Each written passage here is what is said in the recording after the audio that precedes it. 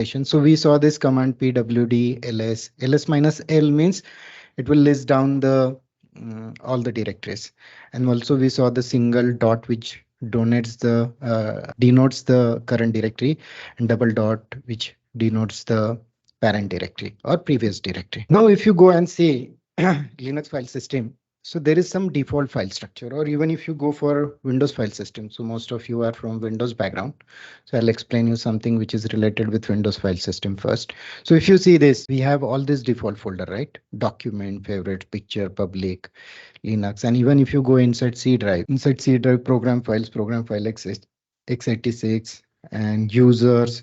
Again, this is my home directory in this case, right? This is my home directory. And inside home directory also, there are certain default folder which comes along with my operating system, right? And if I go inside this Windows 32, and if I go, there are many folders actually here. If I go system 32, it should be there. This is my cache directory location. Okay, so in this way, all this system by default libraries which we get, which we put it into the system 32 directory in case of Windows. And apart from that, these are the most of the cases. Default my doc again, program files already we saw, right? So those are the default system folders in case of Windows operating system. In similar fashion, when it comes to the Linux operating system, we saw home directory, right? So inside home directory, we get the user folder location. So in our case, we had the CentOS user. That thing was there, right? So CentOS user is there. Then root we saw /root. So it is explicit folder location. Means root user could have been here as well. But in case of Linux operating system, so this root is different. Slash is the base folder, first folder. But this root is something related with the root user. So this root user is a separate folder location by default system. It is not coming under the home directory. It is treated as a special user root. Therefore, it has a special folder which is outside of home directory. Then etc. So most of the cases in your project, if you see, we have a config files, right? So most of the cases, when I say config file, means you will store some sensitive information, password. It is not a good practice to put password directly into sensitive into config file, but some usernames or some setting will be there, and that config file generally at the project level we put it into the etc folder. Then we have this user folder. So user folder means it is all about resources, not user. It is about resources. So there is big story behind this folder. So initially, when these people started working on the Linux operating system, everything was under this folder. Then they take out something which are user specific. They created this folder. They created this as being lib folder, and slowly it become resources folder. So all the system level things or local user level information, again, it has internally this kind of folder structure. So those are available under USR folder. Then OPT means optional. So if you want to install anything additionally, some software or something, you can put it into the OPT folder. Boot is having all the boot.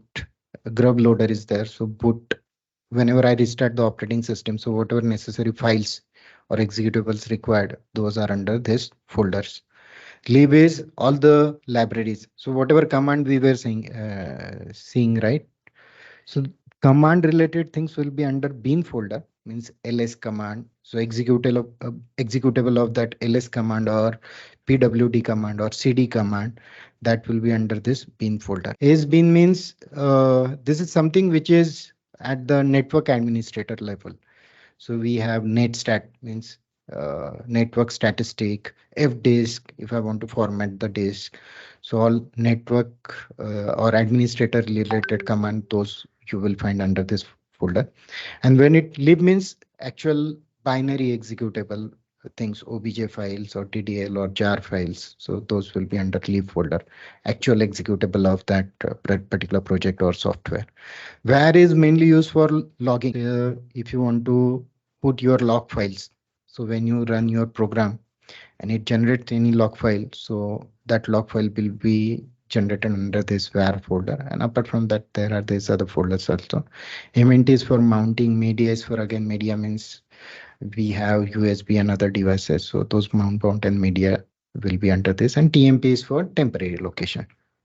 So again, if you see practically here, as I told you, bin folder, right? Let's see about something about bin folder.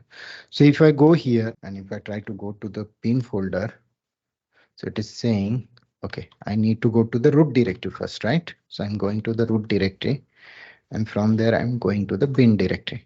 And if I go to the bin directory, you can see, oh my gosh, lots of. So all these command, this is word count command, or let me show you something which is related with ls. So see here, this ls command is from this location. We are into Sir, this what is folder, use huh, by of the. bin directory? So bin folder location is a system defined folder or directory which stores all these executables. So which command? So suppose I go and type this which command. Right now, no need to bother too much. And if I see, so it says user bin ls at this location, this command is located. But it is also located parallelly into this ls location. This could be a soft link, right? So it shows that all the VI editor we are going to see, wait is the command, then CD is the command, right? If you go and see, so all these executable, command level executables, all those commands and their executable are available in this folder. So right now I saw some command here, hostname. See this ls command already I talked about. It is here in this folder. Then hostname was there here somewhere I saw.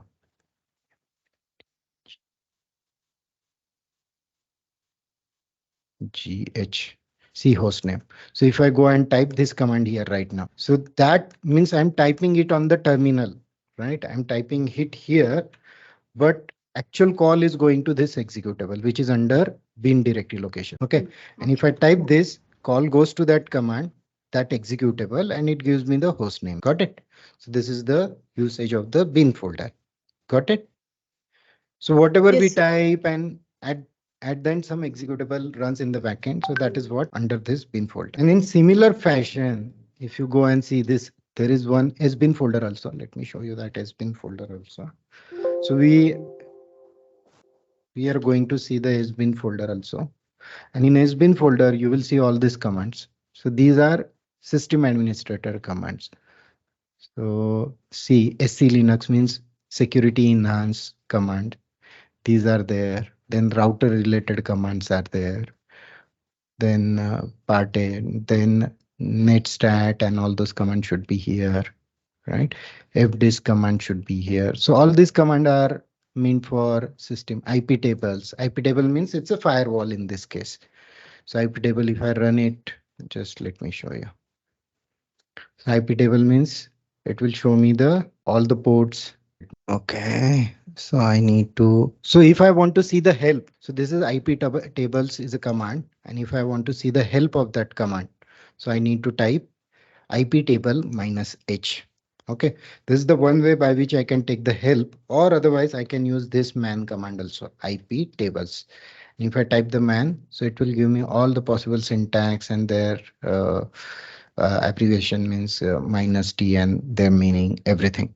Okay, so right now what I'm doing, just to showcase the usage of this command, where I'm doing, it is being used by the admin. I have used it, but let me quickly check IP table syntax. Somewhere something I'm doing wrong here, right? I'm using this minus a suffix. Minus a suffix is for append. So let me see.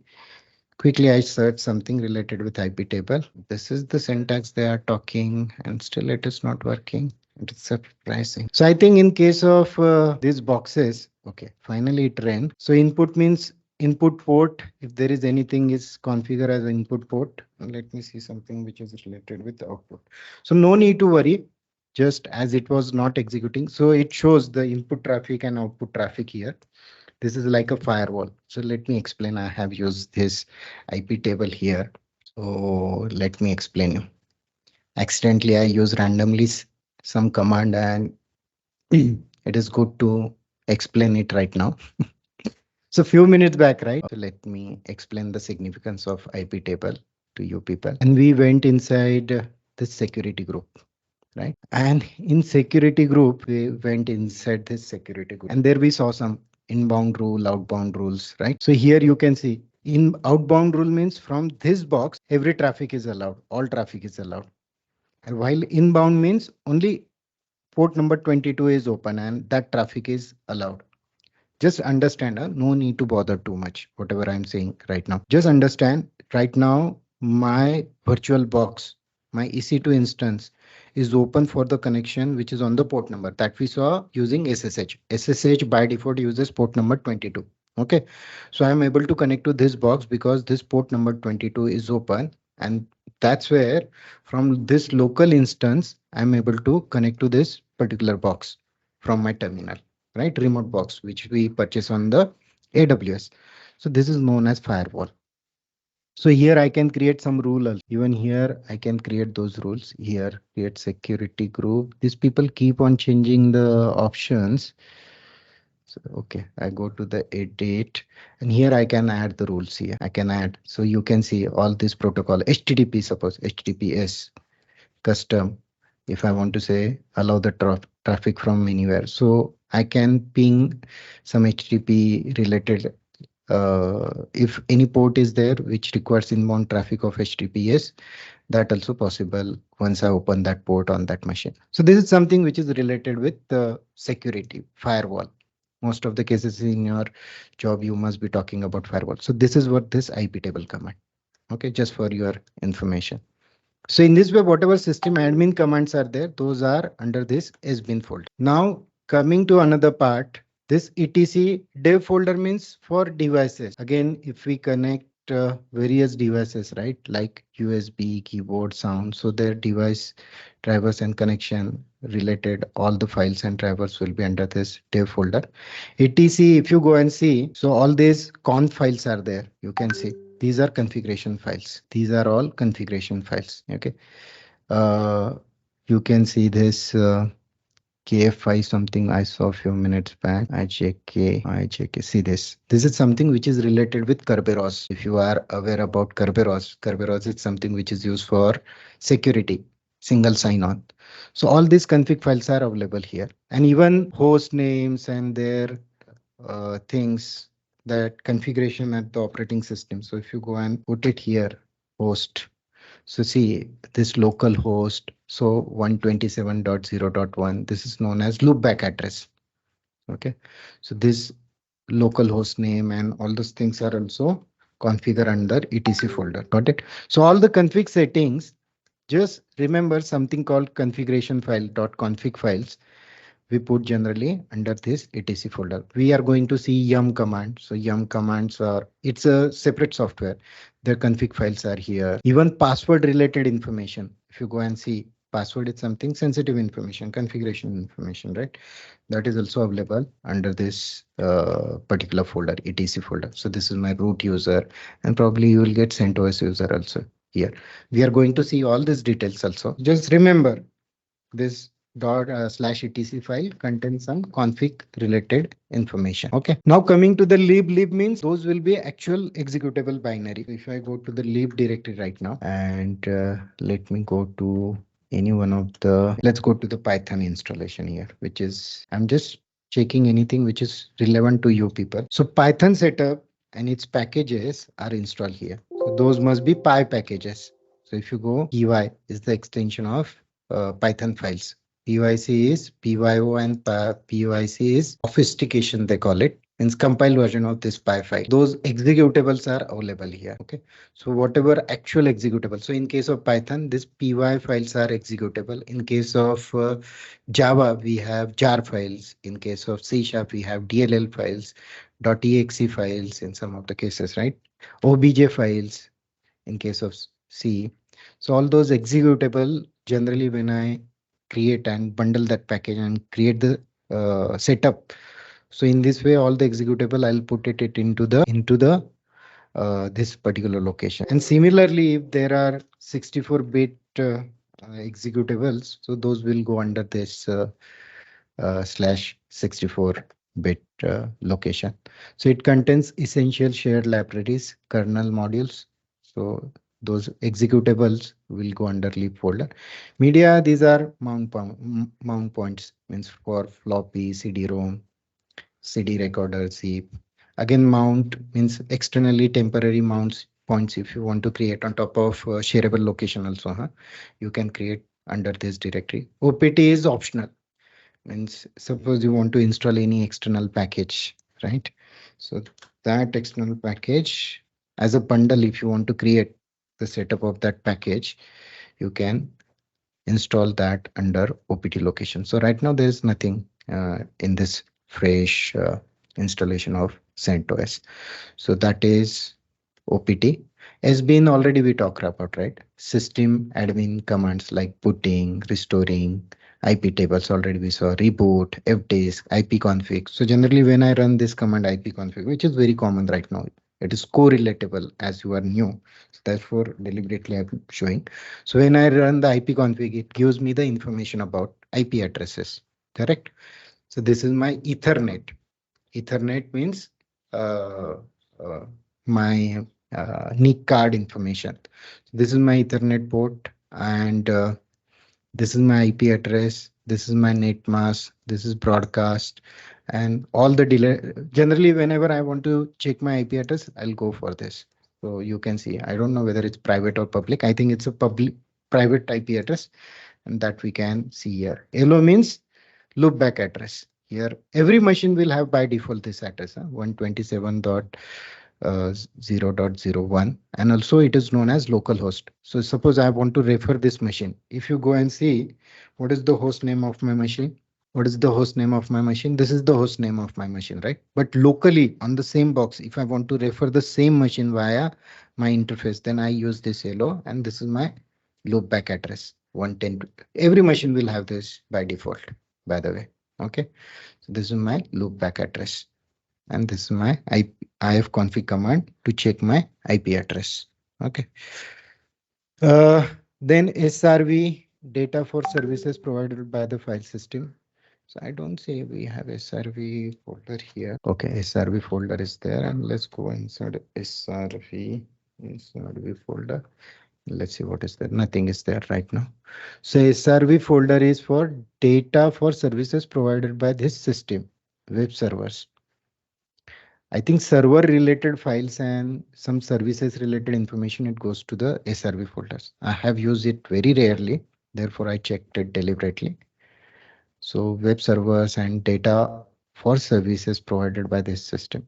Again, little bit confusing statement, but this is that folder. We will check more, or let's take this assignment. What is the purpose of this SRV folder? We will explore in more detail. Then TMP folder is for temporary files. USR, I already talked, resources, or the long form of USR is actually unique system resources. So secondary hierarchy, read-only data, shareable across file system. So whatever shareable across file system that I'll store under multiple users, that information, any executable or anything which is available across the user, I want to share, then this particular folder will come into the picture. If you remember, while we install any software, it gives me option many times. You want to install it for specific user or all user. So when we select all, that becomes shareable software. Means even if suppose I'm logged in as a Nitin, and later on, let's take example of, so same software will be available to him. And if suppose I'll install it as my own login, my own software, so probably Shiva won't be in a position to access that software. It is known as software compartmentalization, and this is what achieved using this. Okay, shareable means it will go under USR. Where means it's a log file. Home already we talked about. Proc means if any process running on, that process related information will go under the proc. So you can see, or even you can run this command. There is one command, top command. So generally what happens if you go and run this task manager in case of Windows. Okay. So in case of Windows, we have this very good UI, right? And because of this UI, we are in a position to see various processes running on this machine, right? This is my Windows box, by the way. And same, I want to see what kind of processes and the things are running on my machine. So I use this top. Top just return the first few running processes. It will not give you entire execution. but very popular command as far as system administrator concerned. And you can see some IDs are there, PIDs. And if you scroll up, so those could be these PIDs. Let's take example 536 2VC, or let's go in a reverse way. 23 I see. So let's see whether 23 is here, 23 here. So whatever process running here, that 23, its related information might be under this. All the information related with that process, that task will be stored under this proc directory. So if you want to come out of this, you have to type colon Q or just Q. Let me run it again. Top, type the Q, you will come out of that top command. Okay. So these are some by default structure we get along with Linux operating system.